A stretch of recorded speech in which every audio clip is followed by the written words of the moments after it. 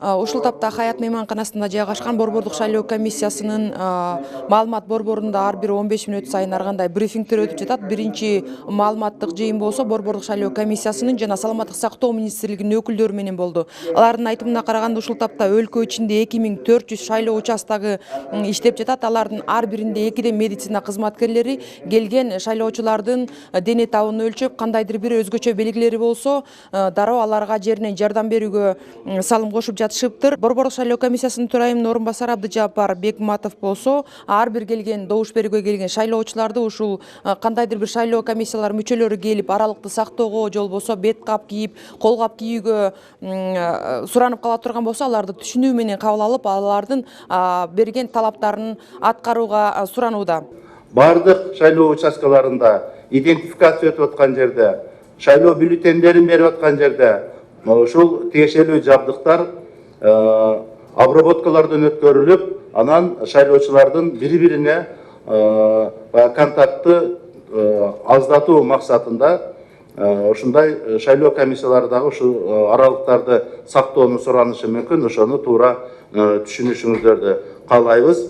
Учурда өлкөнүн аймактарындагы ар бир шайлоо участкаларында 5728 медицина кызматкерлери жеринен кызмат өтөп жатышат. Эгерде сиздердин ден соолугуңуздарда кандайдыр бир өзгөрүү же болбосо өзүңүздөрү жаман сезип жаткан болсоңуздар, анда коргонуу кийимдерин кийип жүрүшкөн медицина кызматкерлерине барып текшерүүдөн өтсөңүздөр болот. Эгерде кандайдыр бир шарттарда ден соолукка байланыштуу жана кандайдыр бир оорунун белгилери чыгып же дене тап көтөрүлүп, бирок ошол учурда жанакындай өзүнүн конституциялык укуктарын ишке ашыра турган болгон биздин жарандар болсо, муну дагы караштырып, мына шайлоо бүтөргө жакын бир кечки 6-дан баштап өзүнчө келип, өзүнчө бир шарттарда шайлоо жүргүзгөнгө деген бүгүн шарттадык.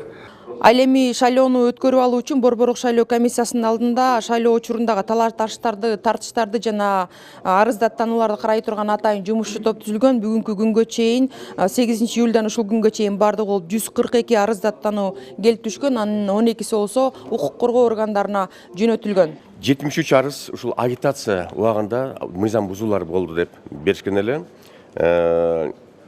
18 арыз болсо форма 2 боюнча биз кире албай калдык, же болбосо туура эмес болуп калган экен деген арыз түшкөн. 22 арыз болсо биздин талапкерлердин каттоосун баш тартуу же каттоосу боюнча маселелер келген.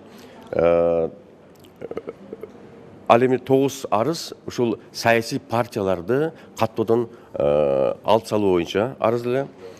5 арыз ушул подкуп жанагындай сатып алуу, сатуу, добуш боюнча бул арыздар болчу. Административдик ресурсту колдонуп атат деп 4 арыз, ошондой эле 11 арыз ар кайсы маселелер боюнча болуп келип түшкөн. Айта кетсек, ушул сааттарга шайлоочулардын келип добуш берүүсүнүн саны боюнча биринчи билдирүү саат 10:30 болот. Андыктан биздин каналдан алыстабаңыздар.